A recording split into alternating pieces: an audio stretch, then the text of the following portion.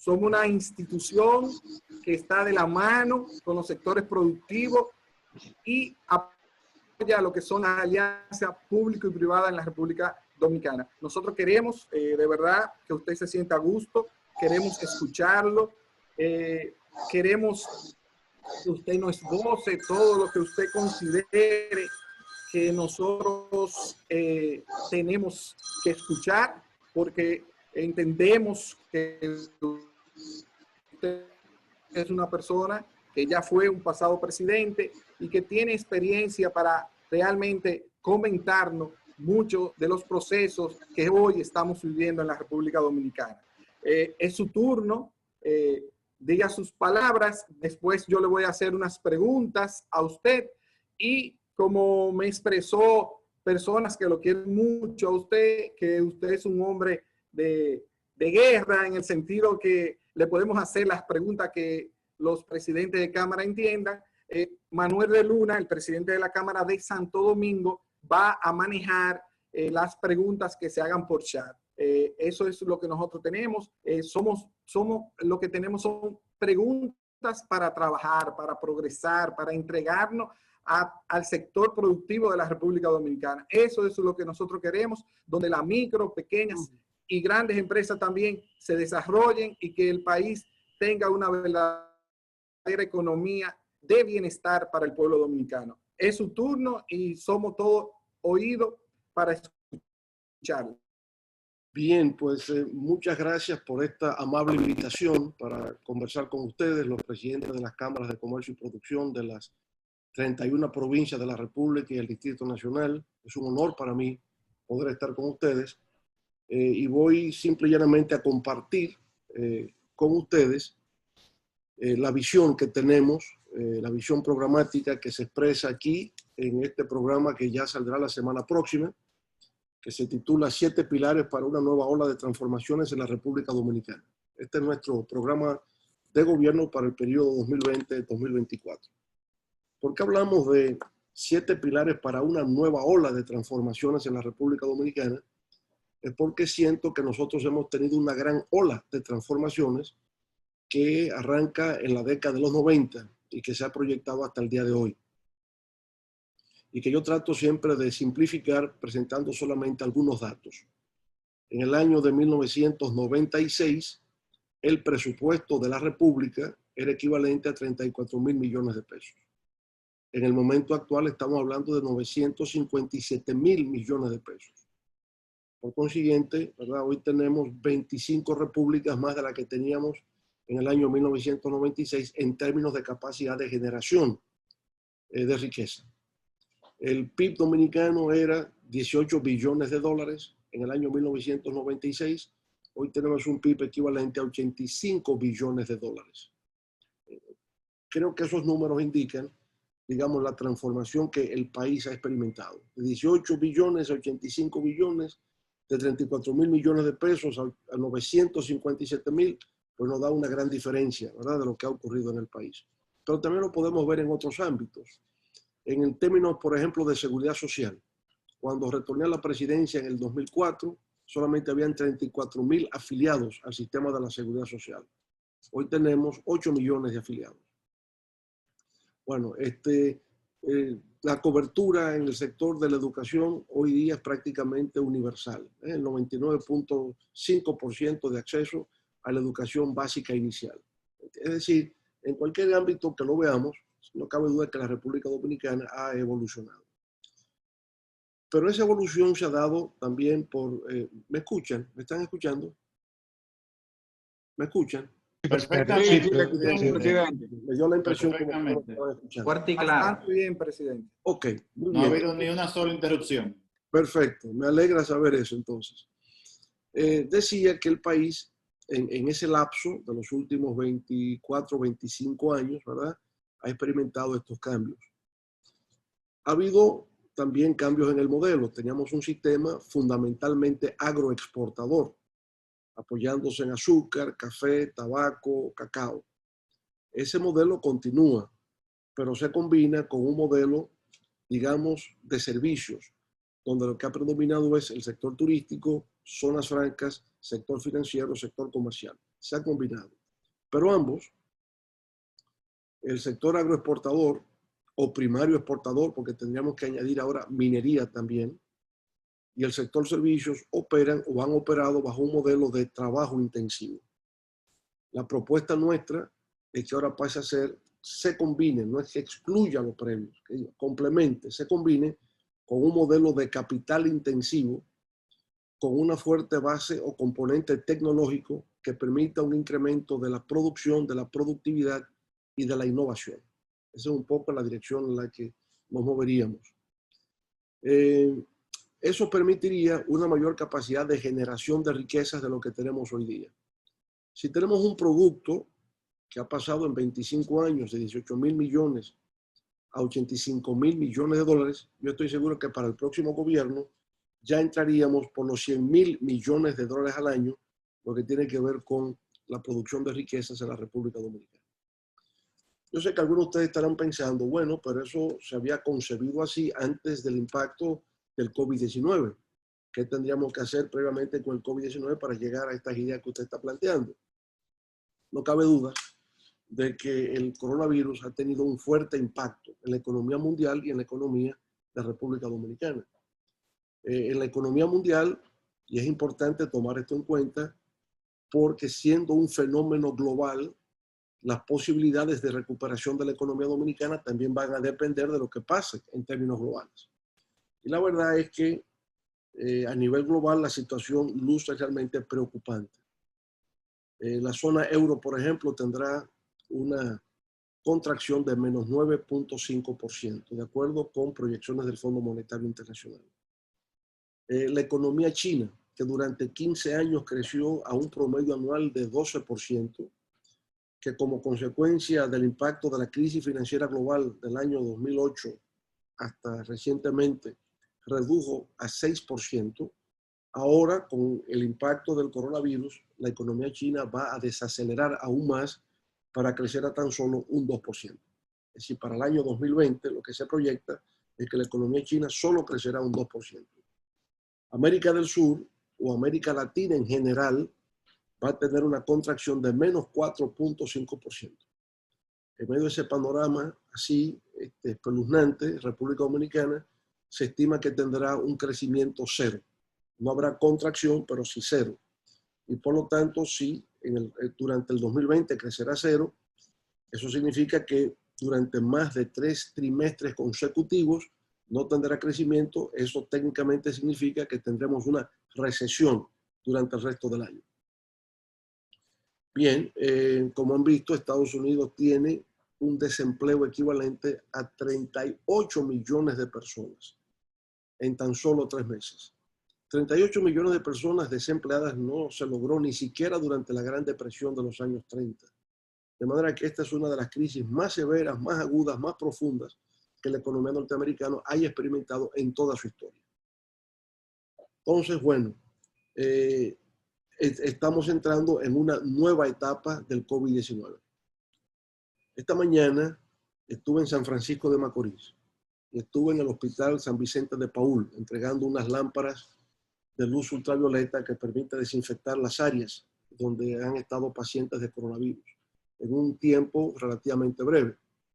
Y conversaba con algunos de los médicos en San Francisco. Le preguntaba cómo ha seguido la situación acá. Ellos me decían, mire, el número de muertos ha disminuido. El número de personas que fallecen por coronavirus realmente ha bajado. El número de personas que se recuperan ha aumentado. Yo le pregunto, ¿y a qué se debe eso? Me dice, porque en estos 3 meses hemos aprendido mucho. En estos 3 meses, por los casos que hemos tenido, hemos desarrollado un protocolo de tratamiento que no teníamos 3 meses atrás, mezclando distintos medicamentos y podemos alcanzar la recuperación de muchos de los pacientes. Y eso efectivamente está ocurriendo a nivel mundial. El pánico está cediendo. En España, en Italia, en Nueva York, que se convirtió en el epicentro, lo que estamos viendo es un declive del número de personas que fallecen por el coronavirus y el número de personas que se recupera incrementa. Eso nos indica entonces que ciertamente es correcto estar entrando en esta fase, en esta primera etapa de reapertura de la economía y de reinserción social. Por supuesto, tomando en cuenta todas las medidas de rigor, todas las precauciones, haciéndolo con cautela para que no se produzca un rebrote, lo que siempre es posible. Ha ocurrido aún en Corea del Sur, que ha sido el país más exitoso en la contención de la expansión del virus. Ha ocurrido en la propia ciudad de Wuhan, donde empezó el problema. Ha acontecido en Alemania, recientemente en Chile. Iniciaron una apertura, quizás se fue muy apresurado y entonces han tenido que recoger porque se ha presentado una situación de rebrote del virus. Entonces creo que lo que estamos haciendo es correcto, lo que se está haciendo a nivel mundial, ir con cautela en forma inteligente hacia una reapertura económica, porque sin duda alguna que la humanidad no puede continuar con una parálisis total de la producción, del comercio y del consumo, porque entonces se va a producir la muerte por inanición, ¿verdad? Habría una hambruna colectiva mundial que es inaceptable. Entonces vamos a entrar en esa etapa y por consiguiente se van a abrir empresas, se van a recuperar empleos, se va a reactivar la producción y empezaremos lentamente, ¿verdad?, a activar y a normalizar la situación económica y social. Pero eso se tomará. El tiempo de recuperación después de cualquier crisis siempre es mayor que el impacto que la crisis provoca. Es decir, si en 3 meses tenemos 38 millones de desempleados, en 3 meses no vamos a crear 38 millones de empleos. Se va a tomar más tiempo. Los efectos de una crisis siempre toman más tiempo. Entonces vamos a pasar por etapas. La primera etapa es de desescalamiento, como está ocurriendo ahora. La segunda etapa será de recuperación gradual hasta que estimo en el año 2021, el año próximo, entonces ya se pueda empezar de nuevo una etapa de crecimiento económico sin que podamos proyectar en el momento actual de cuánto podría ser ese crecimiento. Lo cierto es que en el 2020 pasaremos por lo peor de la pandemia en términos de impacto económico y social. En el 2021 empezaremos entonces a ver un crecimiento porque la economía global tenderá a recuperarse. Y sabemos que cuando una economía ha sido severamente afectada en un año, como consecuencia de la aplicación de políticas anticíclicas, que significa incremento del gasto público, aunque sea por vía del endeudamiento o el financiamiento externo, pero siempre es deuda, al año siguiente la economía se dispara. Doy un ejemplo. Con motivo de la crisis financiera global nuestra, cómo nos impactó en República Dominicana. En el año 2009 tuvimos un descenso en el crecimiento de 7,5%, que era en el 2008, en el 2009 bajó a 3,5%. ¿Qué ocurrió? El Fondo Monetario Internacional proveyó recursos al gobierno dominicano, 1.500 millones de dólares, con la recomendación de gasten eso, que el gobierno gaste ese dinero como una forma de estimular el crecimiento. Así lo hicimos. En el 2009, repito, bajamos a 3,5% el crecimiento. Al año siguiente, en el 2010 crecimos un 11%. De 3,5%, el año de la crisis, subimos a 11% de crecimiento del PIB al año siguiente. ¿Por qué? Porque se inyectaron recursos a la economía, recursos extraordinarios, y eso permitió la reactivación del crecimiento y la recuperación de la economía. Lo mismo va a pasar acá. Están llegando recursos del Fondo Monetario, 650 millones de dólares. El Banco Mundial, 150 millones. La empresa minera de Barrick Gold ha adelantado 185 millones de dólares. Hemos utilizado recursos del Fondo de Riesgos Laborales. Ahora acaba el gobierno también de apelar a recursos del Fondo de Pensiones, los 40.000 millones. Entonces, todo eso inyectado a la economía, sin duda alguna que son políticas anticíclicas. No es recorte al gasto. El error de los europeos como reacción a la crisis financiera global es una política de expansión del gasto público en un momento de recesión como forma de reactivar la economía. Entonces yo creo que la segunda mitad del año, a partir de junio, empezaremos a ver un proceso gradual de recuperación, de avance, y el año próximo quizás la economía hasta se dispare a mayores niveles de crecimiento que lo que hemos tenido antes. Esto también lo fundamento en el hecho de que el impacto de la crisis del coronavirus tendrá unos efectos a nivel geopolítico de alcance mundial.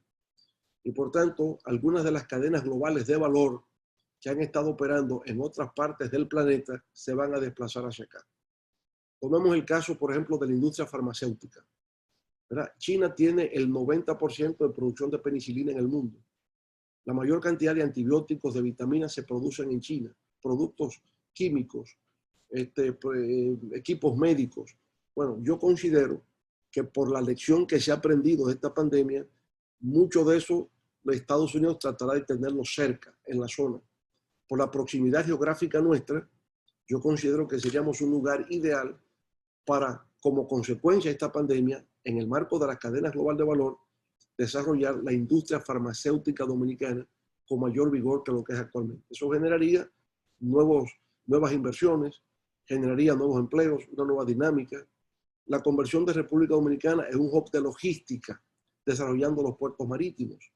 Todo lo que, digamos, pasa entre el mundo europeo, el mundo asiático, la región del Caribe, podríamos tener aquí el puerto multimodal Caucedo, desarrollar el puerto de San Pedro, desarrollar el puerto de Barahona, la ampliación, la modernización del puerto de Manzanillo, el puerto de Puerto Plata.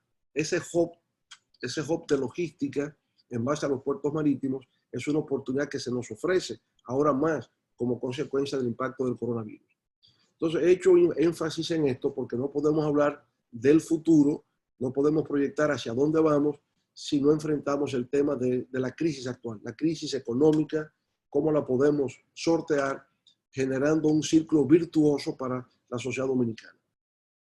Entonces, superado el tema de una política de reactivación en el marco de la crisis, ¿cómo vemos entonces el futuro? He dicho que hemos tenido 25 años, un cuarto de siglo, en que ha habido una gran transformación de la República Dominicana. Pero eso se está agotando y necesita una especie de ajuste. Y ese ajuste es lo que forman los 7 pilares para una nueva ola de transformaciones en la República Dominicana. ¿En qué consisten esos 7 pilares? El primer pilar tiene que ver con garantizar una estabilidad política democrática en la República Dominicana. Por consiguiente, implica el fortalecimiento del Estado de Derecho en la República Dominicana. Significa seguridad jurídica, significa transparencia, rendición de cuentas, confianza en las instituciones de la República Dominicana. Y sabemos que hay un cierto deterioro en todo eso.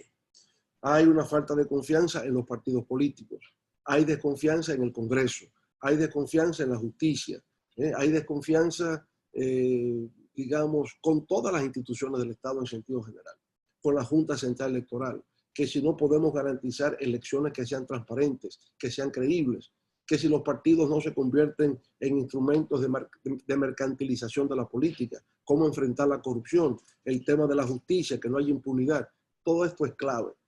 La democracia dominicana tiene que fortalecerse sobre la base del respeto a las reglas de juego previstas en nuestra Constitución y previstas en las leyes. Los actores públicos tienen que ser transparentes, estar sujetos al escrutinio. Los partidos políticos están para ser representantes de segmentos de la población en términos de aspiraciones, ilusiones, proyectos, etc. No fórmulas o instrumentos de ascenso social individual de sus dirigentes. Todo esto es clave para que el resto pueda funcionar.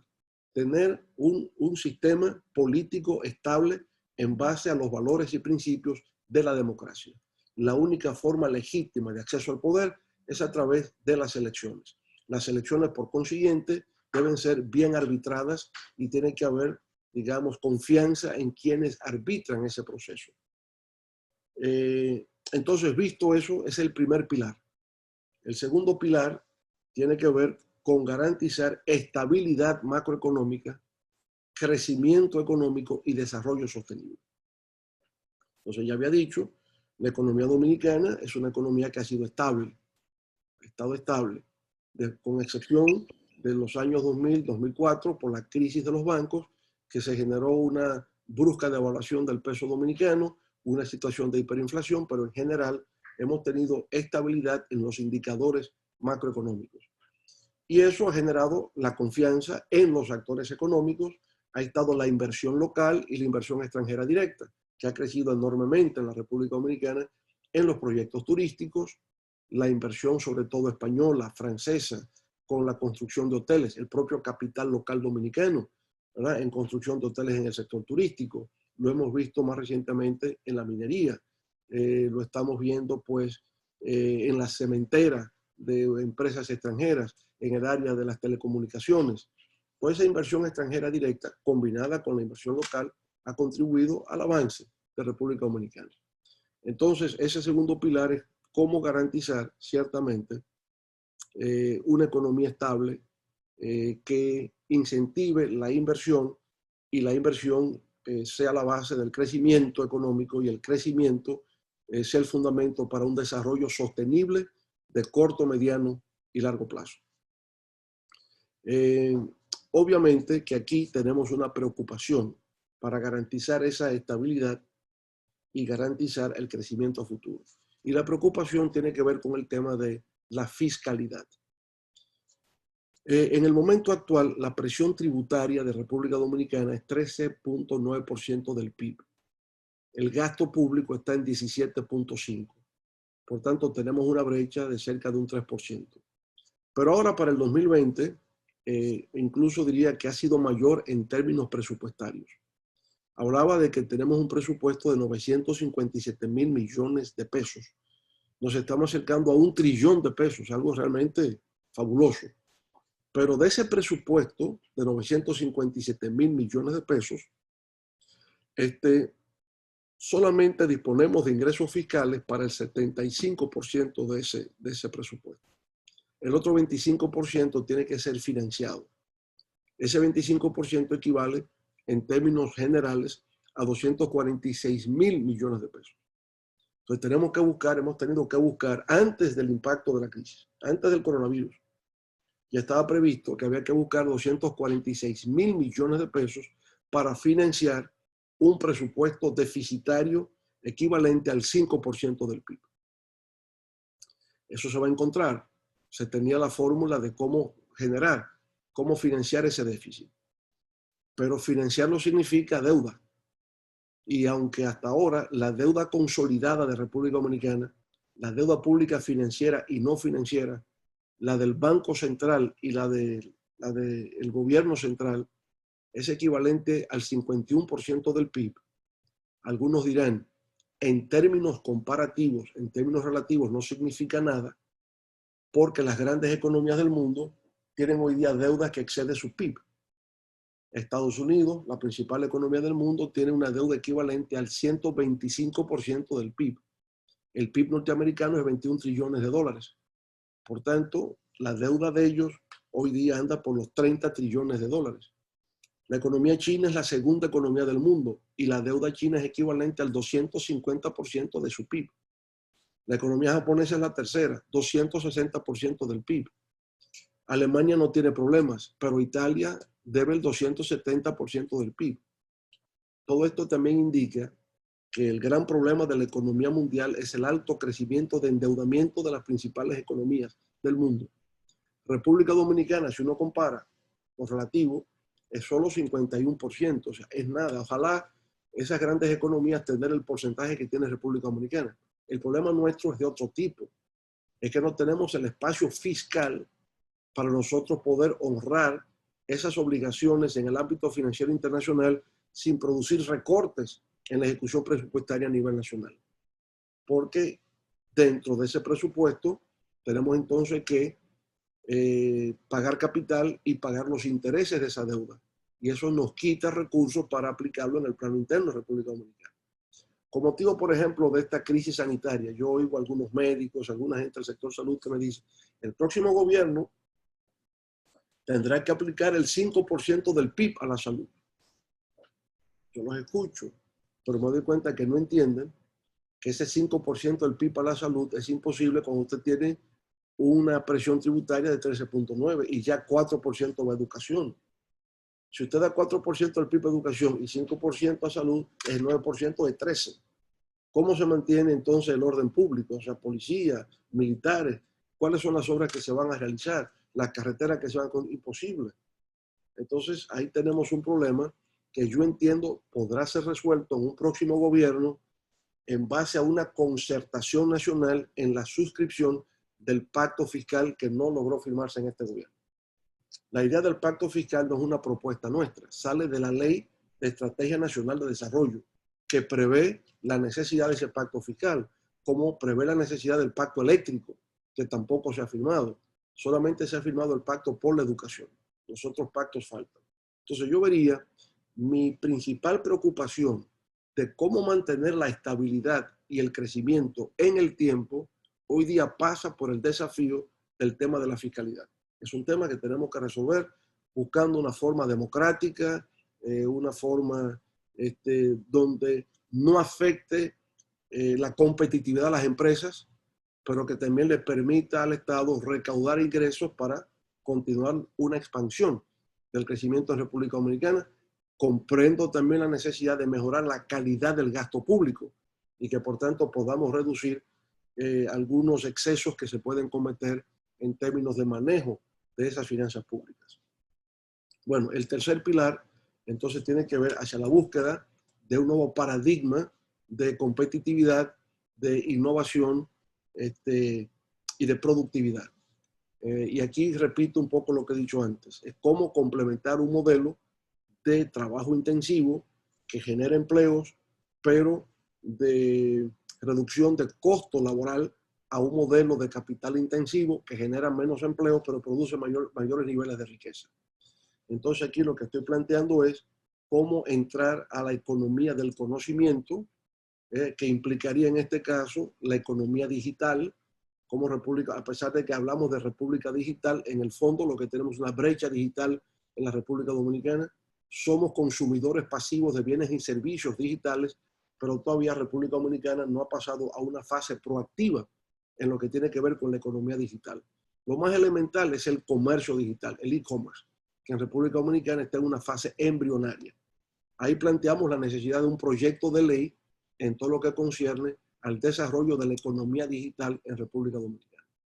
Pero también estamos pensando, ¿verdad?, en lo que concierne a esta revolución digital, la conversión del Parque Cibernético de Santo Domingo en el gran corredor tecnológico de las Américas.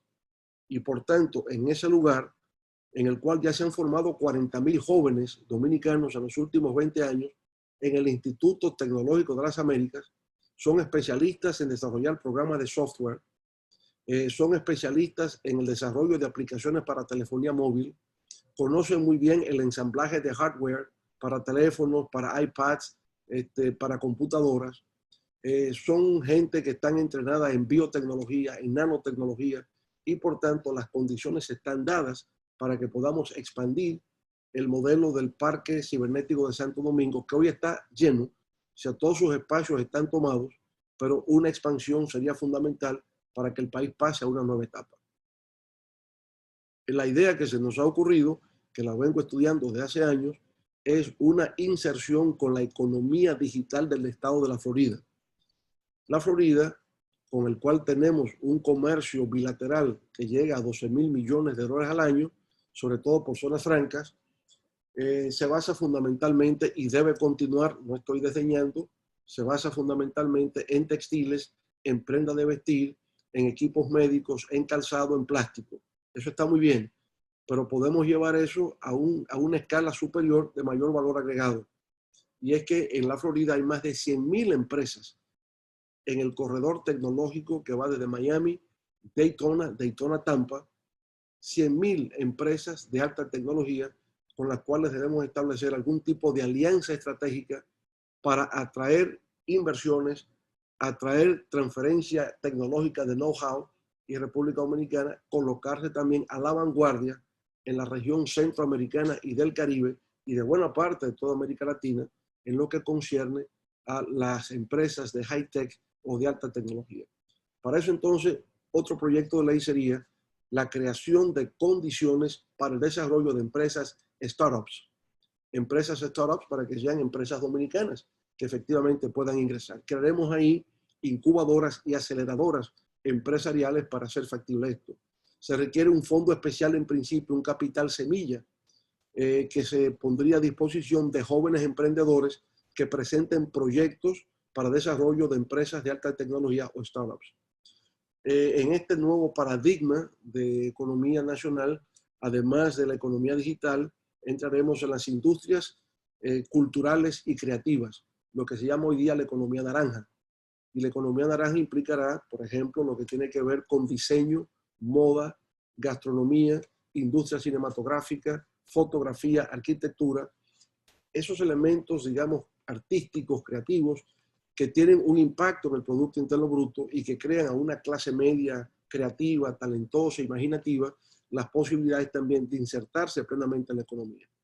La industria cinematográfica el año pasado generó 70 millones de dólares de inversión para rodaje de películas en la República Dominicana. El proyecto de ley que propusimos y se aprobó durante una de nuestras administraciones anteriores, hoy día necesita una puesta al día, puesto que otros lugares han desarrollado también propuestas de desarrollo de cine que ya empiezan a restarle competitividad a la República Dominicana.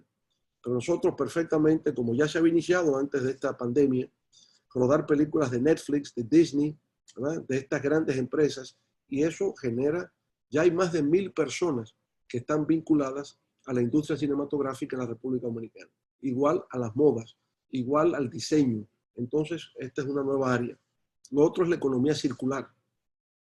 Y con el criterio de economía circular estamos hablando de que en la República Dominicana, digamos, nada debe terminar en desperdicio, sino que hay componentes de lo que son desechos sólidos que pueden perfectamente reciclarse. Y necesitamos pues desarrollar industrias, empresas a partir de la capacidad de reutilización y reciclaje de productos que terminan en los vertederos, pero que perfectamente en la economía moderna se pueden reciclar. Y ahí viene el tema de los vertederos, donde hemos tenido en estos días crisis en Duquesa, en Rafey y en otros, y es la necesidad de convertir esos vertederos a cielo abierto en rellenos sanitarios, pero también en lugares que sirven de base para el desarrollo de esta economía circular.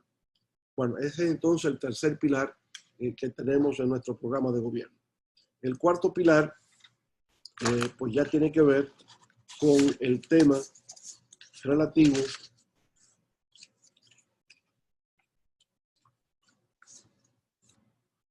a la creación de las políticas sociales, ¿no?, el estado de bienestar social en la República Dominicana. Y aquí el tema tiene que ver fundamentalmente con educación, donde creemos que el próximo paso consiste en tener una escuela de calidad, una escuela que no esté por debajo de lo que son escuelas privadas modelos hoy día, porque las escuelas públicas reciben más recursos que lo que reciben esas escuelas privadas. Por consiguiente, no hay excusa para que no tenga una educación de calidad. Tenemos que, en ese caso, promover valores fundamentales, como sería el desarrollo del pensamiento crítico. La gente tiene que aprender a leer y a discernir sobre lo que lee.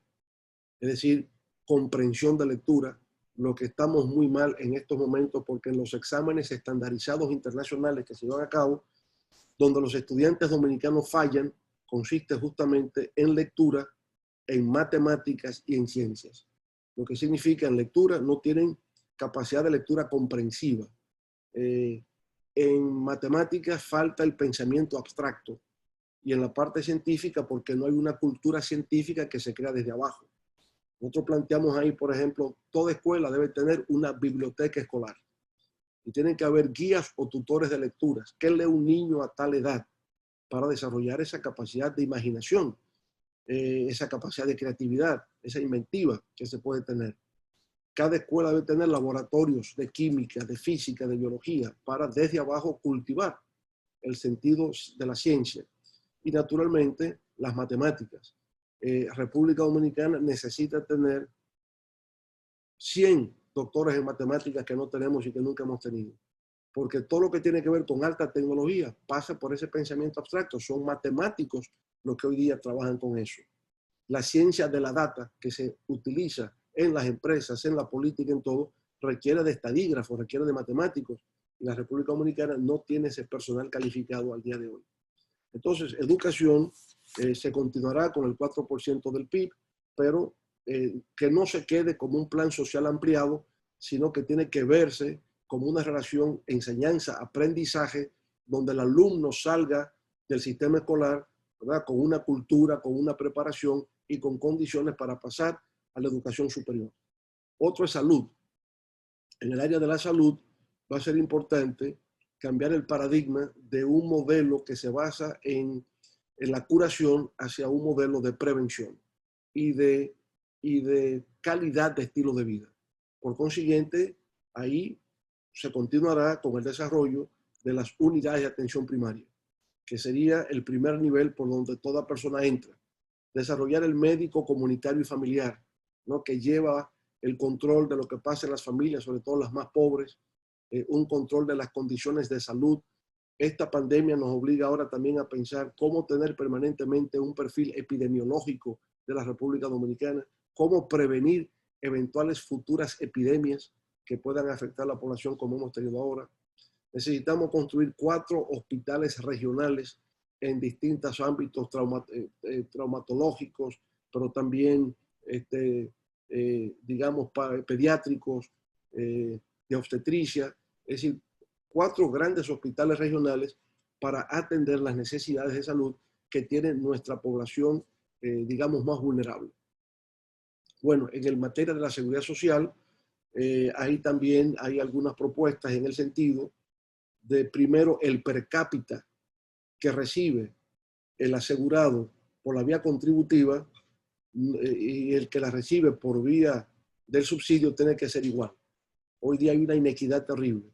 El per cápita del contributivo es 3 veces mayor del per cápita subsidiado. Es como si tuviéramos 2 categorías sociales en los afiliados al régimen de la seguridad social. Eso tiene que cambiar. Creo que como nunca ha funcionado el régimen contributivo subsidiado, entonces eliminarlo y tenemos tan solo 2 pilares, el contributivo y el subsidiado, pero tiene que tener el mismo per cápita. Hay pacientes que van a un establecimiento hospitalario para tratarse de alguna dolencia y resulta que tienen que hacer el copago porque el seguro no les cubre la totalidad. Tampoco la seguridad social cubre enfermedades catastróficas, tampoco cubre medicamentos de altos costos. Entonces, cuando la gente más lo necesita, el seguro no lo cubre y por tanto no está a la altura de las expectativas que la gente tiene. El seguro social tendrá que ser de cobertura universal.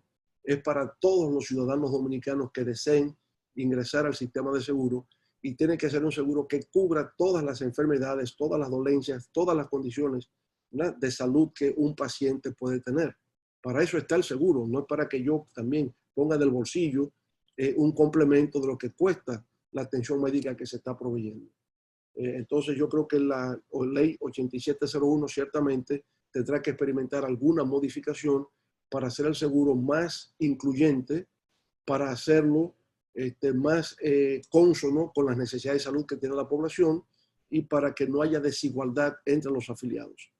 Bueno, hay en ese 4º pilar también ideas relativas a la infancia, al desarrollo de la primera infancia, hay temas relativos a la mujer, temas relativos a los envejecientes o ciudadanos de tercera edad, pero todo esto está contemplado en lo que tiene que ver con bienestar. Una política de viviendas, viviendas dignas para todos. Partimos de la premisa de que actualmente hay 2 millones de viviendas en déficit en la República Dominicana, que es un tema fundamental para erradicar pobreza y para crear condiciones decorosas de vida de nuestros ciudadanos. El número 5 de nuestros pilares tiene que ver con la seguridad ciudadana. Queremos un país más tranquilo y seguro. Y entonces esto pues tiene que ver obviamente con la reforma y modernización de la Policía Nacional, la creación de la Policía Municipal, la incorporación barrial a los temas de prevención a la criminalidad, el combate al narcotráfico, al crimen organizado, a la aplicación de tecnologías modernas para la prevención del delito, al fortalecimiento judicial del Ministerio Público en la persecución del crimen, en la instalación de, digamos, de tecnología que permita la geolocalización del crimen, la identificación de potenciales criminales. En el fondo es cómo aseguramos la prevención del crimen y del delito. Porque en la investigación criminal siento que la policía ha hecho grandes avances. No ocurre nada en la República Dominicana que en términos de 48 o 72 horas no se indique qué fue lo que pasó. Es decir, hay una gran capacidad de investigación criminal. Lo que nos hace falta es la prevención criminal, que el hecho no ocurra.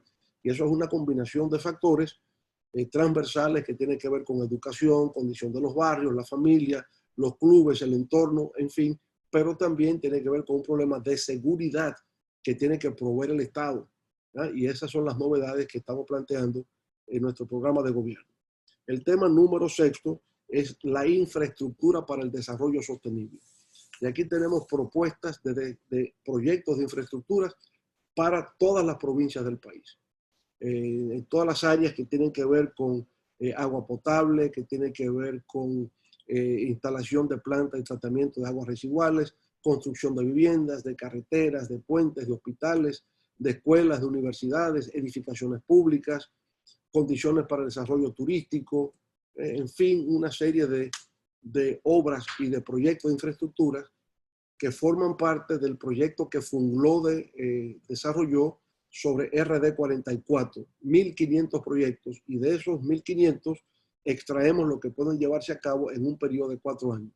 Se ha hecho la proyección financiera de lo que requeriría construir eso, y entonces para todas las provincias hay un conjunto de obras que ya luego cuando les envíe el programa, lo haré llegar oportunamente próximamente, ahí podrán ustedes ver cómo son los presidentes de cada una de las provincias, cuáles son las obras que se están prometiendo para cada provincia en particular, que ha surgido, digamos, de un diálogo con líderes comunitarios, líderes empresariales, y no una propuesta que nace de la voluntad de los integrantes de la Fuerza del Pueblo.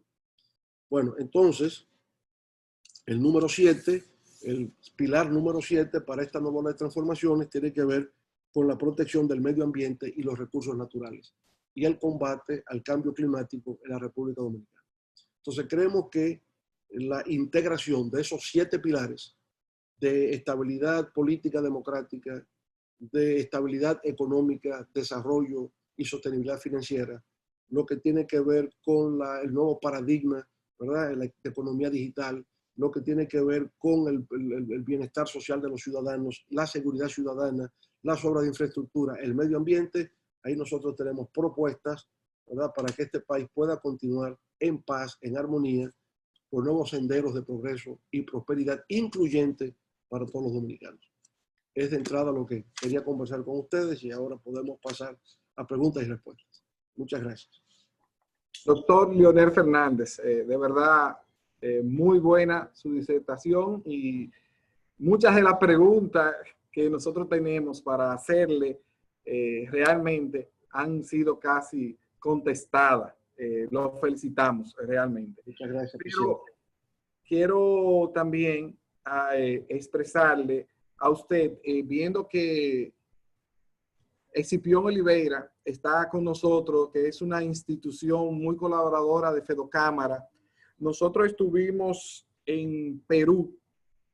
Quiero hacer esta anécdota antes de hacer las preguntas.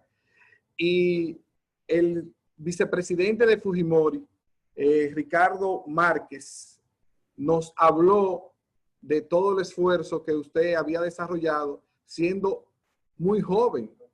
Y lo expresó, y creo que Escipión está ahí con nosotros, diciendo el éxito que ellos quieren implementar en Perú, tanto en los instrumentos médicos como en todo lo que tiene que ver con tecnología.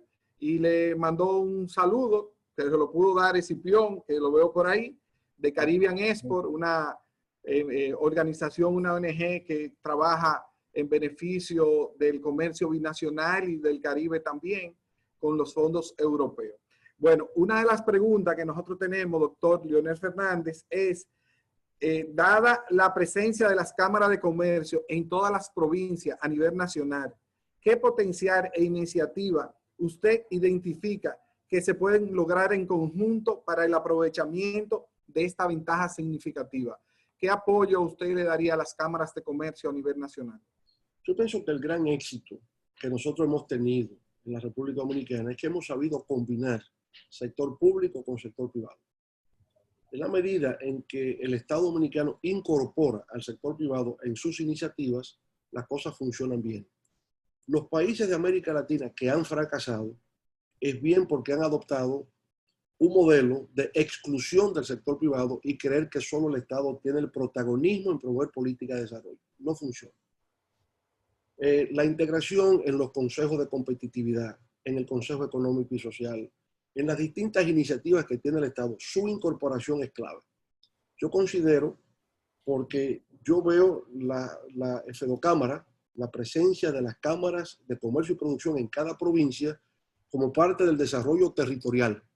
Es decir, ustedes son la garantía en cada provincia de que estas políticas públicas nacionales que estamos hablando tengan un impacto a nivel local, a nivel de las provincias. Porque usted puede hablar de desigualdad social, sí, pero esa desigualdad social también es desigualdad territorial. Es que el que está en Montecristi tal vez no tenga las oportunidades del que está en la capital o el que está en Santiago. Entonces hay que buscar la forma de que eso sea posible. Por lo tanto, yo veo el trabajo conjunto del sector público, sector privado es clave, y ahí el FEDOCámara puede jugar un papel a través de sus distintas presidencias. Por demás, a nivel de cada provincia, ustedes son los que tienen el termómetro y los contactos para saber exactamente qué es lo que se necesita, porque los líderes a distintos niveles en el sector agropecuario dirán, nos falta tal cosa, lo que está en el sector industrial, nos falta tal cosa. Entonces el clima, tomar la temperatura de lo que está ocurriendo, eso lo hacen ustedes en las cámaras de comercio y producción. Esa información, esa data tiene que llegar arriba y ahí es que se diseñan los planes, los programas y las políticas públicas que han de adoptarse. Nosotros, por ejemplo, para elaborar este programa de gobierno, no fue un equipo técnico que en frío lo elabora, muchas consultas, mucho diálogo para tener esa información. Entonces, esta comunicación que puede darse con las cámaras de comercio y producción resulta clave para que nadie se quede fuera de lo que es un plan nacional de desarrollo. Un plan nacional que implique, ¿verdad?, distintos sectores, distintas áreas de educación, de salud, de producción, etcétera, y que sea beneficioso para todo el mundo. Así que el potencial es inmenso y digamos, la voluntad política de parte nuestra total. Tenemos una pregunta de la Cámara de Comercio y Producción de Santo Domingo, del presidente Manuel Luna, que expresa qué acciones específicas impulsará Leonel Fernández para incentivar la formalización. La formalización de empresas. Sí, la formalización, las MIPIMES. Usted sabe, presidente Fernández, que tenemos más del 50% de la economía informal y nosotros de la Cámara, uno de nuestros roles fundamentales es precisamente trabajar junto con el Estado para propiciar la formalización. Y mientras más formalización hay, pues más ingresos fiscales habrá, más préstamo bancario y más dinamización de la economía. Y lo que queremos es trabajar de la mano y queremos saber si dentro de esos 7 pilares hay algo en específico que usted haya planteado para la formalización de negocios. Claro. Bueno, digamos, este es un tema que debe preocuparnos porque el 52%, ¿verdad?, del sector empresarial es informal en la República Dominicana, que son básicamente las pequeñas y microempresas, fundamentalmente porque ya las medianas y las grandes empresas están formalizadas. Pero el tejido empresarial, esencialmente en las provincias, de micro y pequeñas empresas, están, digamos, en el sector informal. Yo creo que de parte del Estado, para que haya un incentivo, haya un estímulo para que esas empresas se formalicen, tiene que haber una acción por parte del Estado. Yo creo que la primera señal es el tema de amnistía fiscal. Creo que plantearse una amnistía fiscal sería algo como atractivo. Bueno, esto me permite ciertamente a formalizarme. Y ya esa formalización no es un acto, es un proceso. Y ese proceso va a significar capacitación para saber llevar una contabilidad, para poder presentar informes. Significa capacitación en términos de habilidades empresariales, ¿verdad? Cómo se mercadea, cómo se vende, cómo se coloca el producto, cómo se entra en contacto, cómo se hace la publicidad. Porque, digamos, en la vida todo o crece o desaparece, pero no se queda estático. Entonces esa microempresa que se formaliza tiene vocación de crecer, pero para crecer tiene que darse capacitación. La gente entra a un trabajo y no tiene ninguna formación previa, es sobre la marcha, prueba y error, pero aquí podemos capacitar nuestra fuerza laboral, adiestramiento específico para las tareas que le corresponden. Entonces el manejo, ¿verdad?, de una empresa en lo financiero, en lo comercial, en lo técnico, en el mercadeo, en la publicidad, en el transporte, todo eso se enseña. Y eso el Estado puede proveer esos servicios, con lo cual es un estímulo para esas empresas formalizarse. Y ya lo que usted ha dicho, una vez formalizado me permite el crédito, la bancarización, el acceso a nuevos recursos, el poder la ampliación. Entonces es algo beneficioso, pero si no hay ese estímulo inicial, que entiendo puede ser la amnistía fiscal, pues ninguna empresa en principio tiene como interés en poder hacerlo, porque cuenta con las 32 cámaras del país para el programa que usted quiera desarrollar para formalizar empresas. Bueno, gracias por eso. Cuente con nosotros ahí. Sí, yo pienso que es eso, porque al final también la gente tiene miedo. Dice, bueno, estos quieren que me formalice para que yo pague impuestos. Y yo no tengo con qué pagar eso. Y entonces lo que quieren es que yo pague por anticipo, un 1.5% de anticipo. Yo no tengo con qué pagar eso. La gente viene y me lo dice, me lo cuentan. Entonces tienen miedo de que la formalización lo que significa es una coacción en pago de impuestos. Y no es eso. Formalizarse significa muchas ventajas, pero también es una modernización del sector económico de República Dominicana. Es una prueba de un país que avanza, el poder tener los negocios formalizados.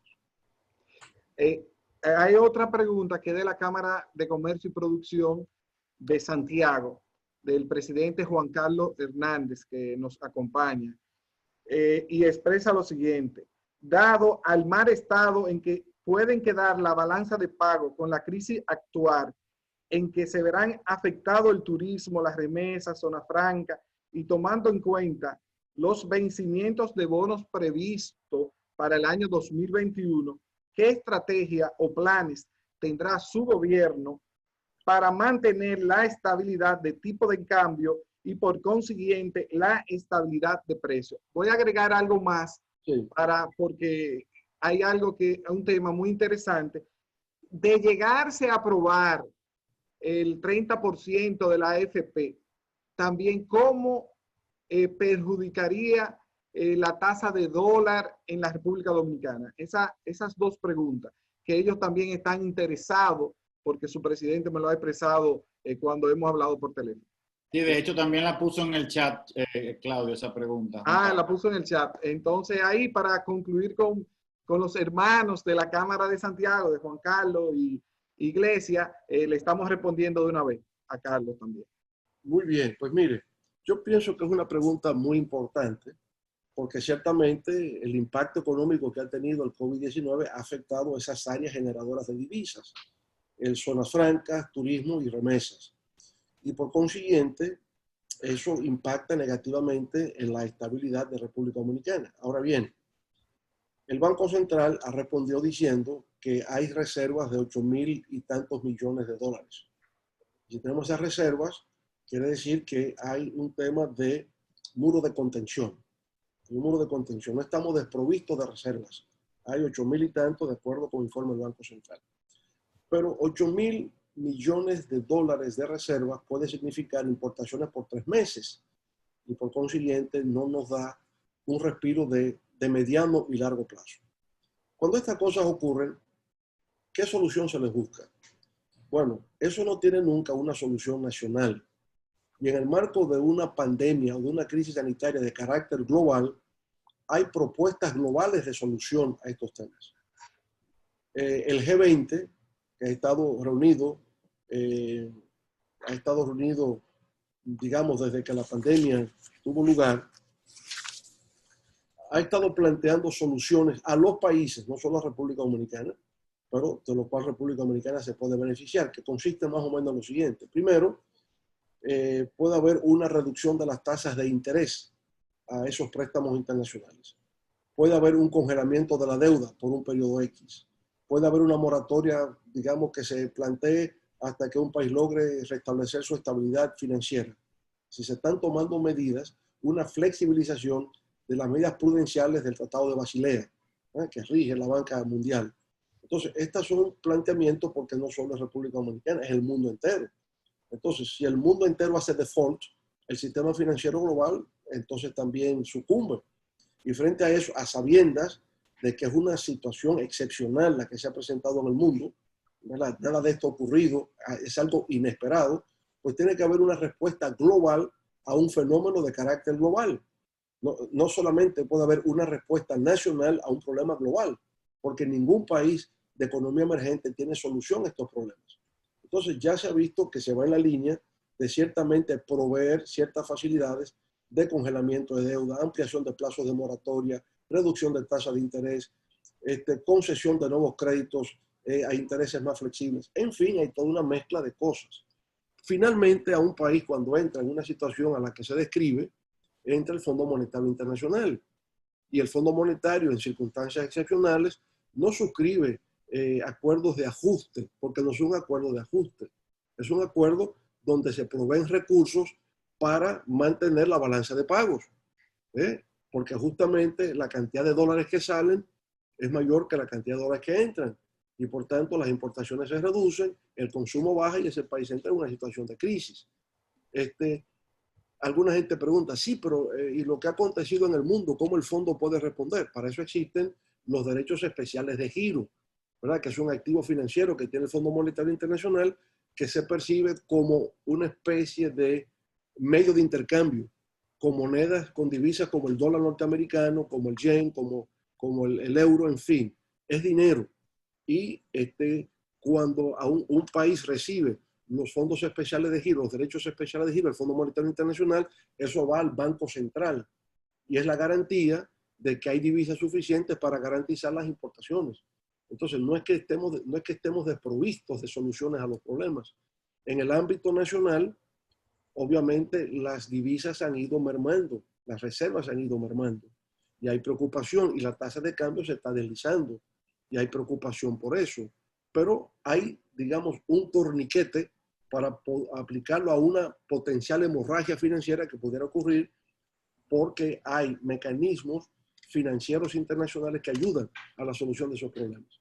De hecho, ya mencionaba, como consecuencia de la pandemia, el Fondo Monetario Internacional ha concedido 650 millones de dólares, equivalente a 35.000 millones de pesos.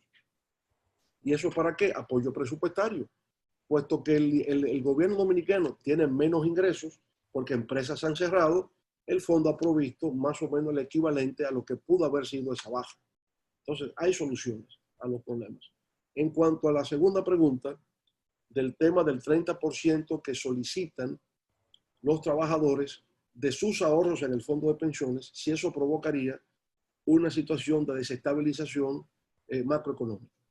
Bueno, yo le diré exactamente cuál es la preocupación que tienen las autoridades y la que tendría yo mismo si estuviera en el gobierno.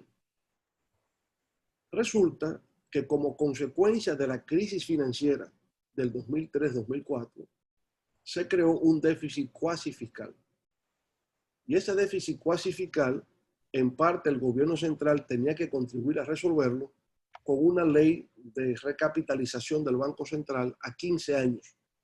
Y el gobierno tenía que entregar, el gobierno dominicano, entregar al Banco Central cada año 25.000 millones de pesos y el Banco Central emitir bonos por la misma cantidad, 50.000 millones al año, para en un plazo de 15 años resolver el problema del déficit cuasi fiscal. Bueno, ¿qué ha ocurrido?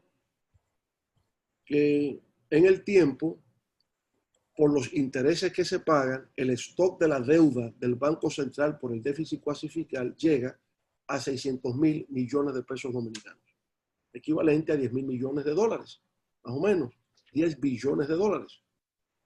Bueno, entonces, para mantener la estabilidad, el banco emite bonos anualmente que se adquieren con los fondos de pensiones. Y al adquirirlos se mantiene la estabilidad, pero crece el stock de la deuda porque hay que pagar altos intereses por esas emisiones de bonos. Si los fondos de pensiones disminuyeran y ya no son garantías para nuevas emisiones de bonos por parte del Banco Central, podría generar esa preocupación que algunos tienen. Entiendo el argumento técnico, pero si es así, ¿por qué en estas circunstancias el gobierno, a través del Ministerio de Hacienda, emite bonos por 40.000 millones de pesos que son recomprados por el Banco Central a las AFPs? Las AFPs entonces adquieren la liquidez necesaria y traspasan los 40.000 millones de pesos, ¿verdad?, al Ministerio de Hacienda vía el Banco de Reservas. Cuando miro esa operación digo, aquí hay una contradicción en el argumento. Si usted no quiere tocar los fondos de pensiones, que los trabajadores tengan acceso a lo que es suyo, porque ese dinero es el ahorro de los trabajadores, eso no es del gobierno, eso es de los trabajadores. Ellos piden que se les entregue el 30% de sus ahorros. Usted me dice que eso no se puede porque puede generar una inestabilidad, ¿verdad?, en los indicadores macroeconómicos del país. Devaluación del peso, situación de hiperinflación. Usted me ha dicho eso, pero resulta que usted accede a esos fondos para 40.000 millones de pesos. Entonces, el argumento para los trabajadores es malo, pero para usted es bueno. Entonces, yo lo que he dicho es puesto que son los trabajadores los más afectados por esta crisis, esa operación que se ha hecho por los 40.000 millones de pesos, donde se incluye un tema de desarrollo de infraestructura, faltando 2 meses para que termine un gobierno, y en medio de un proceso electoral me da mala espina. Yo lo que digo es, bueno, vamos a hacer lo siguiente, esos mismos 40.000 millones de pesos que ya salieron del Banco Central, ya salieron, ya están en circulación. Vamos a reorientar quién lo maneja y que no lo maneje el gobierno y lo manejen los trabajadores. Entonces vamos a hacer un prorrateo de esos 40.000 millones y entreguémoselo a los trabajadores que son los que lo están solicitando. Esa ha sido mi postura sobre ese particular. Ya no generaría ninguna inestabilidad porque ya la operación se produjo, ya está hecha. Entonces esos 40.000, mientras tanto, yo creo que no deben estar en manos del gobierno y deben estar en manos de los trabajadores. Excelente. Hay una pregunta de la Cámara de Comercio y Producción de Atomayor, de su presidente, don Ricardo Barceló. ¿Fomentaría la instalación en puertos y aeropuertos de plantas de tratamiento HHP de procedimiento de alta presión ultra o otro método debido al deficiente servicio de sanidad agropecuaria? Mire, yo veo eso como la solución en última instancia, porque todo lo que tiene que ver con garantizar las condiciones sanitarias y fitosanitarias tienen que ser por ese procedimiento que hoy se califica de deficiente. Tenemos que crear las condiciones para que nuestros productos no sean rechazados en el exterior por no cumplir con normas de calidad. Eso tenemos, o sea, si no, no podremos desarrollar vocación exportadora. Usted no puede estar exportando cosas que le vayan a rechazar porque no cumple con las normas sanitarias o fitosanitarias. Entonces el país tiene que mejorar eso. Ahora, en última instancia, si esas condiciones no están, en los puertos y aeropuertos se pueden instalar esos dispositivos que, digamos, prevén el que no caigamos en la vergüenza de que nos rechacen los productos cuando ya están del otro lado, ¿verdad? Así que yo diría, vamos a trabajar para mejorar la aplicación de medidas sanitarias y fitosanitarias. Esos dispositivos en los puertos y aeropuertos se pueden tener para evitar que se produzcan las exportaciones de productos perecederos que no están en condiciones de entrar a los mercados internacionales. Y que no se nos coloque entonces en una lista negra de país que no toma en consideración esos requisitos o condiciones que plantea el mercado internacional. Excelente, don Leonel Fernández. Quiero agradecer también la presencia de todas las preguntas que están en el chat. Sí, vamos a agradecer a Salvador Jiménez que nos acompaña y que siempre ha estado en disposición de colaborar y de servir enlace con el candidato de la Fuerza del Pueblo. La última pregunta, Manuel, para que tú cojas, yo creo que tú la tienes ahí y la voy a hacer, pero tú vas a seguir, y es de la frontera. Pues déjame mezclarla, porque hay dos de la frontera, Claudio. Dígame. O sea, la de la ley 2801. Perfecto, síguelo. Voy a dejar a Manuel Luna que siga en ese proceso porque nos pusimos de acuerdo para eso. Muy bien. Dale, Manuel.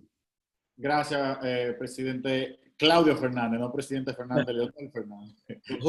Los Fernández, usted se da cuenta, hay como un... Sí, los Fernández están bateando.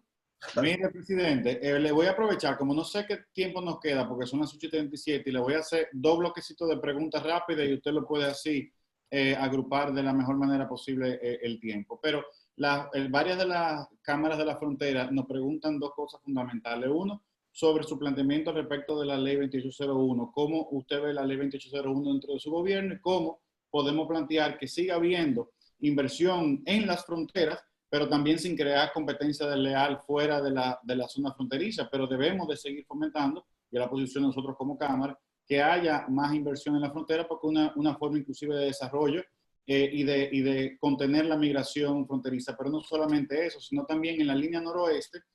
Y se me perdió la pregunta de la línea que quería combinar con eso. El desarrollo colectivo de la línea noroeste que dice necesita la construcción sobre el ritmo Amiama en la comunidad de Hinoa, San José de la Mata. Dicha presa, los estudios están hechos de 1963 aproximadamente, y además necesitamos la ampliación y modernización del muelle de Manzanillo. O sea, todas esas son preguntas que tienen que ver con la zona fronteriza. Y luego, si usted puede, de referirse a los temas fronterizos, referirse a los temas mineros. Bonao, Cotuí. ¿Cuál es su visión con respecto al desarrollo que necesitamos la minería? Es un importante sector de la economía, sin embargo, necesita de una renovación, si se quiere decir, porque tanto en Bonao como en Sánchez Ramírez, los proyectos necesitan de una ampliación para que las empresas inversionistas ahí puedan seguir invirtiendo y puedan seguir manteniendo la economía. Lo dejo a usted que ponga esos dos temas. Bien, primero vamos con lo de la frontera, ¿verdad? Yo pienso que nosotros como dominicanos tenemos que preocuparnos mucho por la situación de la frontera. Incluso tiene que ver por un factor demográfico. La frontera está muy despoblada. Las 5 provincias de la frontera están muy despobladas. Ahí tenemos menos de 400.000 habitantes en esas 5 provincias.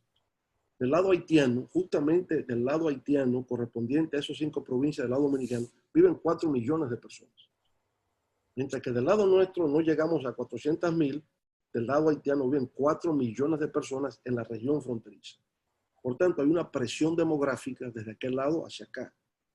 Hay que cuidar y proteger por consiguiente nuestra frontera. Hay que buscar la manera de que la despoblación fronteriza no continúe. Y la única forma es generando oportunidades y generando empleos. La ley 2801 ha generado 10.000 empleos directos en el tiempo que ha estado operando, los 20 años que va a cumplir. Yo soy partidario de la idea de una ampliación a 20 años más. Y 20 años más porque es, digamos, lo que cualquier empresario, cualquier inversionista piensa, no viene por 2 años, necesita el mediano y largo plazo. Y pienso que tenemos que, por consiguiente, ampliar esa ley 2801 20 años más. Hay algunos temas que ha preocupado al sector industrial, al resto del sector industrial, es que si hay competencia desleal, por el hecho de que algunos de esos productos pueden estar en el mercado local en condiciones, digamos, de competencia desleal, con productos análogos que no se producen bajo la protección de la ley 2801. Si es así, eso hay que cuidarlo, hay que verlo, hay que corregirlo, pero una cosa no debe invalidar la otra. Si hay una situación de competencia desleal, se corrige la competencia desleal, pero sí ampliar esta ley y atraer nuevas inversiones hacia la frontera, hacia esas provincias fronterizas, para que sean también una atracción de repoblamiento de esas provincias. Me parece bien. Por la parte noroeste, de la línea noroeste, que viene siendo la segunda parte, nosotros cuando hacíamos RD 44 vimos la necesidad de la construcción de la presa sobre el río Amina. Eso está contemplado.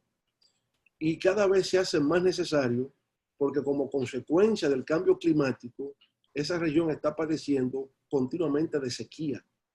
Y esa sequía está provocando trastornos en la agricultura y la ganadería y por tanto creando una situación más calamitosa a la que ya se tiene en esas provincias de la línea noroeste. Eso viene a resolver por consiguiente un problema del agua, la construcción de la presa sobre el río Amina. Y lo otro, obviamente, que la remodelación y modernización del puerto de Manzanillo es clave dentro del plan que tenemos del hub logístico para la República Dominicana. El puerto de Manzanillo tiene un interés geoestratégico fundamental porque es el lugar de mayor cercanía geográfica con los Estados Unidos. Y por consiguiente, las exportaciones que van fundamentalmente al puerto de Miami, pues pueden salir también por el puerto de Manzanillo. Eso es parte de la remodelación y modernización de puertos para convertir al país crearle al país una nueva oportunidad económica, que es convertirlo en un hub logístico y de redistribución de los barcos y las embarcaciones que llegan por esta región del Caribe. Y ahora, y recuérdese sobre la minería, provincia Sánchez Ramírez y Monseñor Noel. Ya, con respecto a la minería, yo pienso que han sido 2 proyectos exitosos. El de la extrata Falcondo para producción de ferroníquel en Bonao y el caso de producción de oro y plata, ¿verdad? De la Barrick Gold, ahora en Cotuí, antes Placer Dome y antes Rosario Dominicana. Ha cambiado de nombre en el tiempo, pero es lo mismo. Bueno, siempre los temas de minería resultan controversiales en todas partes del mundo. Y el tema fundamental con minería es el tema de la degradación medioambiental. Pero si se desarrollan tecnologías adecuadas que hagan la minería ambientalmente amigable, y que pueda haber remediación posterior en caso de afectación medioambiental, entonces la minería es una fuente de generación de riqueza. No puede haber ningún proyecto minero que no tenga un estudio previo de impacto ambiental. Si no, no es posible. No puede haber desarrollo minero si toca temas relativos digamos, a lugares donde se produce agua potable, ¿verdad? Porque hay una contaminación. Eso no puede hacerse. Pero la minería sí es una nueva fuente de generación de riquezas. Y siempre que se haga en armonía con la naturaleza, pues perfectamente se puede explotar. En los dos casos que me refiero, creo que bien, tendríamos que ver si todavía los fondos mineros que van al desarrollo de las provincias pueden ser mejor aprovechados para las obras que se requieren de desarrollo local. Bien, presidente, Fren Hernández le pregunta, tomando en cuenta su tercer pilar que usted propone, ¿cuáles son los planes sobre en un nuevo gobierno suyo al respecto del desarrollo y exportación de los intangibles, o sea, software? ¿Y cuál sería la forma de desarrollar esta industria en las provincias del país? Porque no todos los jóvenes pueden ir a la capital, a Boca Chica. Bueno, correcto. Ese es hacia la búsqueda de un nuevo paradigma de innovación y competitividad y desarrollo, ¿verdad? Que planteamos como tercer pilar. Ahí es la economía digital. Y dentro de la economía digital, el desarrollo de empresas, startups de alta tecnología. Empezaríamos por donde ya se tiene una base, y la base es el parque cibernético. Y la asociación de empresas de software que tenemos en la República Dominicana es como unas 70, y ya luego, de acuerdo con el nivel de capacitación que exista en las provincias, se puede atraer inversión para que efectivamente vengan ahí. Correcto. Es como el desarrollo de las zonas francas industriales. Van avanzando en la medida en que tengamos los recursos humanos para hacer eso posible. Yo digo, nosotros tenemos aquí, solamente en el ITLA se han graduado 40,000 jóvenes. Esos 40,000 jóvenes son de provincias, vienen de todas partes. Ahí han venido de Dajabón, ahí vienen jóvenes que vienen de La Romana, que vienen de Higüey, de todas partes se han formado en el ITLA. Y son los más capacitados porque los profesores del ITLA son profesores de Israel, profesores del Reino Unido, de la India, de Japón. Se han tenido la oportunidad de tratar con verdaderos conocedores técnicos de las distintas empresas de alta tecnología. Entonces, esto va para todo el país. Pero no cabe duda de que hay lugares con mayores condiciones de desarrollo que otras. En el tiempo se pueden igualar, pero empezaríamos por ahí. Esas empresas de startup, decía, van a contar con unas incubadoras de creación de empresas con un fondo especial del gobierno. Es un fondo semilla, capital semilla, ¿verdad? Para el emprendedurismo en alta tecnología. Presidente Fernández, dos preguntas más, una económica, una jurídica. En la económica, ¿qué tipo de financiamiento piensa usted que se le puede dar a la pequeña y la microempresa para impulsarla? Y dentro de eso también, ¿cuál es su posición al respecto del pago de anticipo, que es un impuesto que no se ve por lo regular en el mundo? Y la jurídica, ¿cuál es su posición al respecto sobre un responsable del Ministerio Público independiente que no sea nombrado por el Poder Ejecutivo? Sí, con respecto a lo primero, diría eliminación del anticipo. A las pequeñas y microempresas, eliminación del anticipo. La creación de un fondo especial de las pymes, sobre todo medianas, pequeñas y micro, y esto serviría de financiación en su etapa inicial y ya luego también en su etapa de aceleración el acceso al crédito en condiciones blandas. ¿Verdad? Yo pienso que por ahí, creación de un fondo especial y acceso. Un fondo público para esto. Un fondo público para desarrollo de pymes, ¿no? Pequeñas y microempresas, sobre todo de jóvenes emprendedores y de mujeres emprendedoras. Y ya luego el acceso al crédito en condiciones blandas. Con respecto al tema del Ministerio Público Independiente, cuando se me pregunta, yo tengo ahí, pienso como abogado, ¿no? Y entonces yo me pregunto, ¿qué significa exactamente eso? Porque en el ordenamiento jurídico, el Ministerio Público históricamente siempre ha sido el representante del Poder Ejecutivo ante la Administración de Justicia, siempre y en todas partes del mundo. ¿Quién nombra al Procurador General en los Estados Unidos? El presidente. El presidente Donald Trump nombró al actual Procurador General en los Estados Unidos. En todas partes es así. Entonces, yo lo que pienso es, si para un caso específico habrá un Ministerio Público especial que haga la investigación, eso puede ser. Pero el Ministerio Público es un ministro. El procurador es el ministro de Justicia en cualquier lugar. Eso es en Francia, eso es en España. En el mundo democrático es así. Ahora usted puede tener un investigador, un ministerio público, ¿verdad?, que va a ejercer una investigación para un caso específico, que es como se hace en todas partes, para un caso específico. Entonces el debate sobre ministerio público independiente, pero independiente de qué y de quién. Entonces, ¿quién nombra al ministerio público? ¿Quién lo va a nombrar? Correcto. Porque no es lo mismo los jueces. La justicia es un poder del Estado, independiente del poder ejecutivo. Pero el Ministerio Público no es la justicia, el Ministerio Público es el poder ejecutivo. Entonces yo creo que este debate requiere una aclaración conceptual, porque a veces se habla de ese Ministerio Público independiente y en verdad que en términos de lo que es el ordenamiento jurídico universal, ese concepto no queda claro.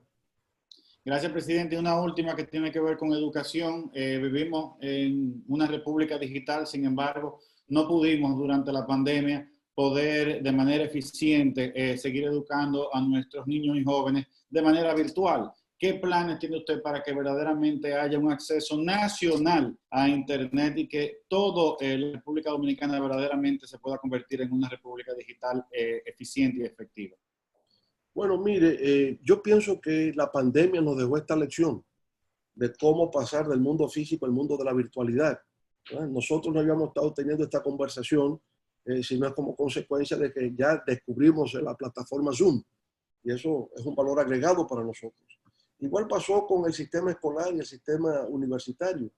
Yo conversaba el día pasado con el rector del Instituto Politécnico Loyola, justamente porque había habido la suspensión escolar. Y le pregunto, ¿y cómo ustedes se mantienen?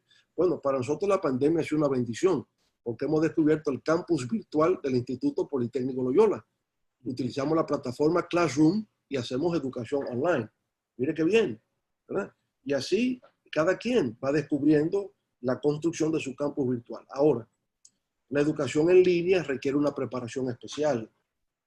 También hay unas técnicas pedagógicas, hay unas formas de comunicación online que no se dan si se estuviera físicamente en el aula. Y para eso se requiere formación y preparación del maestro. ¿Correcto? Entonces, eso se puede hacer. ¿Cómo se preparan las lecciones?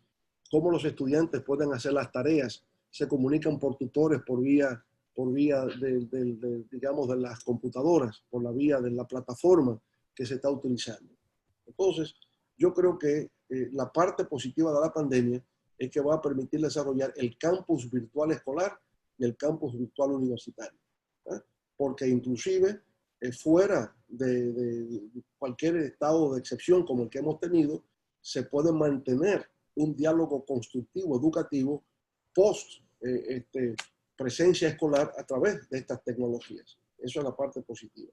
Pero requiere, digamos, un adiestramiento profesional de uso de las tecnologías para la educación. Eso no se improvisa, eso se estudia y se tienen protocolos de cómo eso se hace. En la República Dominicana hoy día hay unos 9 millones por lo menos de teléfonos móviles, los cuales están conectados a Internet, la mayoría. Por tanto, yo diría que la generalidad del país hoy día accede a través del teléfono móvil a un sistema de Internet, la mayoría. Alguien ha dicho que aquí hay más teléfonos que gente en la República Dominicana. Y yo pienso que la telefonía móvil ha representado, ¿verdad?, una revolución. El teléfono fijo va desapareciendo. Parece una rémora del pasado, una pieza de museo.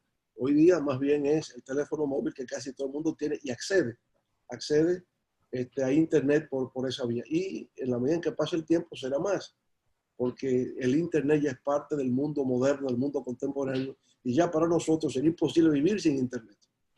Si nosotros nos dejan un día sin Internet, en realidad nos sentimos ya desconectados del mundo, desinformados, y nos crearía esta angustia y ansiedad vivir en los tiempos en que se vivía en el pre-Internet.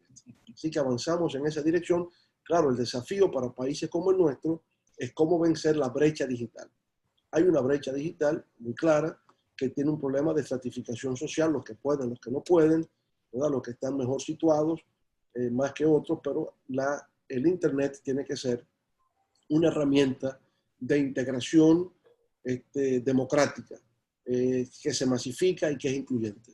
De ahí todo lo que podamos hacer desde el gobierno con sistemas de banda ancha, pues lo haremos para que todo el mundo tenga acceso a Internet.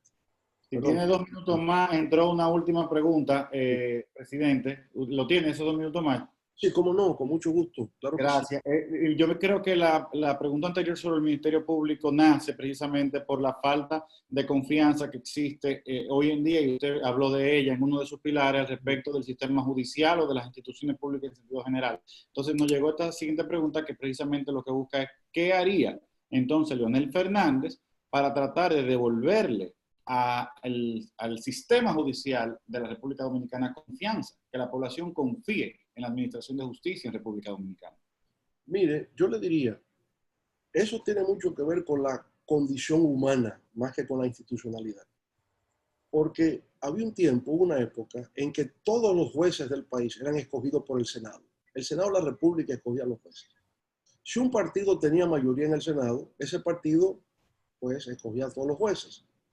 De ahí pasamos a un modelo del carácter inamovible de los jueces por carrera.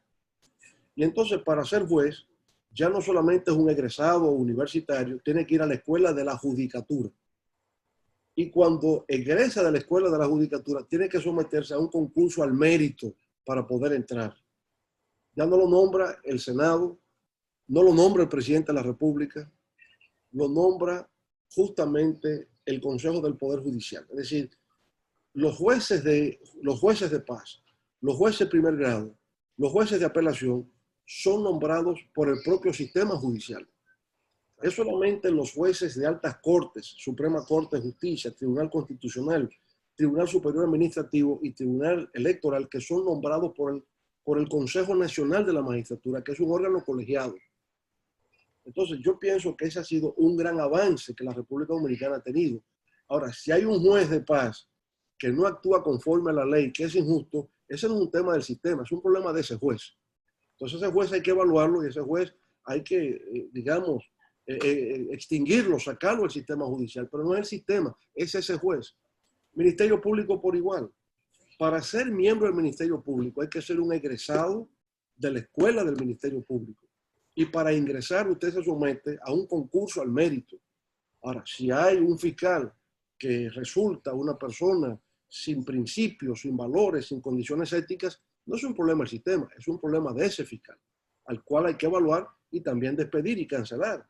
Y si hay que meter preso a ese fiscal porque entró en connivencia con el delito, pues también se hace. Entonces yo creo que a veces estamos cuestionando el sistema cuando el problema es la condición humana del que ejerce la función. Recuerde, presidente, que la Cámara de Comercio son aliadas suyas si usted llega a la presidencia de la Administración de Justicia Privada.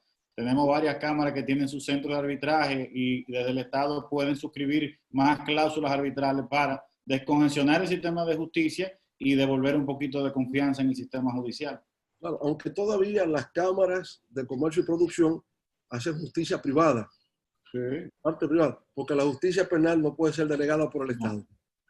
Justicia comercial. La justicia comercial, la justicia privada, la resolución de conflictos a nivel privado, pero lo que tiene que ver con la penal, esa no puede privatizarse. Esa tiene que estar siempre en manos del Estado. Entonces yo creo, Manuel, que todo siempre está sujeto a perfeccionamiento. No tenemos instituciones perfectas, pero hemos hecho cambios y transformaciones en el tiempo que ha mejorado mucho con respecto a lo que teníamos. A veces en el debate nacional surgen clichés y surgen ideas, ¿no? Y vamos a hacer una reforma constitucional refundando el Estado. Y se puede hacer la reforma mediante el mecanismo que prevé la Constitución con los propios legisladores. El tema no es de forma, sino de contenido. Entonces, si usted me logra los mismos contenidos que si fuera una reforma mediante una constituyente, quienes cambian son quienes la integran, pero quienes la integran no me garantiza que el contenido será mejor que si la hicieran los otros. Recuerdo ese debate. Si la reforma constitucional se hace por la vía de una constituyente o se hace por la vía de la reforma prevista en la Constitución que la hagan los propios senadores y diputados. A mí lo que me importa es saber el contenido, qué es lo que se va a decir finalmente. ¿Eh? Y yo creo que salió lo que algunos juristas llaman la mejor constitución iberoamericana, la que se tiene en la República Dominicana. que las vamos descubriendo en el tiempo. La existencia de ese tribunal constitucional, por ejemplo, que pudo descuartizar la ley de partidos recientemente promulgada, y eso es inconstitucional, y eso es inconstitucional, te da la idea de que aquí vamos mejorando institucionalmente. Ese tribunal constitucional se colocó a la altura de las circunstancias y estableció muchísimas cláusulas de esa ley que realmente violaban la Constitución y nadie pudo decir que no era así. Entonces, vamos mejorando. Lo que pasa es que venimos de un atraso muy grande. Cuando yo empecé a ejercer el derecho, yo recuerdo todavía que los expedientes se amarraban con soga y usted subía con una caja de Marta Morena al estrado y ahí sacaban los papeles. Y eso fue los otros días. Vamos evolucionando, vamos mejorando, ¿verdad? Entonces, hemos avanzado, pero aún falta más por avanzar. Pero entendamos las instituciones. Quien nombra al procurador en los Estados Unidos es el presidente de la República. Quien nombra a los procuradores en todas partes del mundo democrático, el modelo presidencial, no conozco el parlamentario, el presidencial, lo nombra el presidente de la República. Entonces, lo que hay que buscar es que sea un personaje idóneo, un personaje íntegro, probo, capacitado y comprometido. Y si no lo es, quitémoslo y busquemos otro. ¿Eh? Porque lo que yo temo siempre, y lo veo no solo por República Dominicana, sino por América Latina, es que se produzca una judicialización de la política. Porque si usted establece la judicialización de la política, habrá inevitablemente una politización de la justicia. Esos son dos males terribles para cualquier sistema judicial y para la democracia. Gracias, presidente. Creo que cerramos las preguntas de las cámaras. Devuelvo la palabra al presidente de FEDOCámara, Claudio Hernández, y quiero aprovechar para darle las gracias a todo su equipo, a Yarima, a don Luis, Cifre, a Ani, a todos los que coordinaron para que este encuentro sea posible. Gracias de todo corazón y paso la palabra al presidente Fernández, nuestro presidente Fernández de FEDOCámara. No, realmente darle las gracias, doctor Leonel Fernández, por compartir con nosotros, por comprometerse con el sistema cameral y se lo vamos a agradecer. Éxito en su proceso electoral que lleva y muy agradecido en nombre de las 32 cámaras de comercio de la República Dominicana que están presentes escuchando su disertación. Gracias de todo corazón. Muchas gracias, presidente Fernández. Para mí ha sido un honor haber podido compartir con ustedes esta noche y haber aprendido de ustedes sus inquietudes, ¿verdad? Y sus preocupaciones acerca del futuro de la República Dominicana. Así que gracias y a sus órdenes siempre para cualquier cosa en la que consideren que pueda ser útil. Buenas noches, muchísimas gracias a todos. Buenas noches, muchas gracias. Y éxito siempre. Muchos éxitos. Gracias. A usted también. Buenas noches, señores. Buenas noches.